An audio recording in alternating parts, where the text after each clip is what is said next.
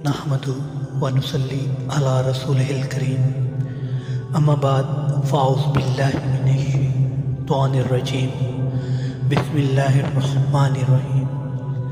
حضرت ابو ہریرہ کی بھوک میں حالت۔ حضرت ابو ہریرہ رضی اللہ تعالیٰ عنہ ایک مرتبہ کتان کے کپڑے میں ناک صاف کر کے فرمانے لگے، کیا کہنے ابو ہریرہ کہ آج کتان کے کپڑے میں ناک صاف کرتا ہے، حالانکہ مجھے وہ زمانہ بھی یاد ہے جب حضور اقدس صلی اللہ علیہ وسلم کے ممبر اور حجرہ کے درمیان بے ہوش پڑا ہوا تھا اور لوگ مجنوں سمجھ کر پاؤں سے گردن دباتے تھے، حالانکہ جنون نہیں تھا بلکہ بھوک تھی، یعنی بھوک کی وجہ سے کئی روز کا فاقہ ہو جاتا، بے ہوشی ہو جاتی تھی اور لوگ سمجھتے تھے کہ جنون ہو گیا۔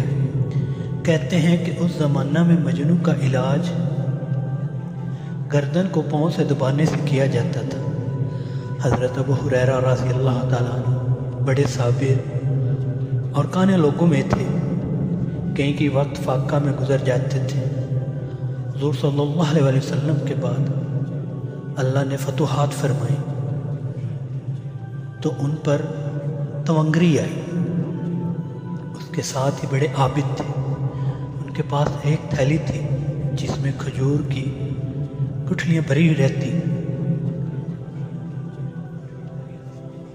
اس پر تسبیح پڑھا کرتے۔ جب وہ ساری تھیلی خالی ہو جاتی تو باندھی اس کو پھر بھر کر پاس رکھ لیتے۔ ان کا یہ بھی معمول تھا کہ وہ خوددار اور بیوی اور خادم 3 آدمی رات کے وقت 3 حصے کر لیتے اور نمبر وار ایک شخص تینوں میں سے عبادت میں مشغول رہتا۔ میں نے اپنے والد صاحب سے سنا ہے کہ میرے دادا صاحب رحمۃ اللہ علیہ کا بھی تقریباً یہی معمول تھا کہ رات کو 1 بجے تک والد صاحب مطالعہ میں مشغول رہتے۔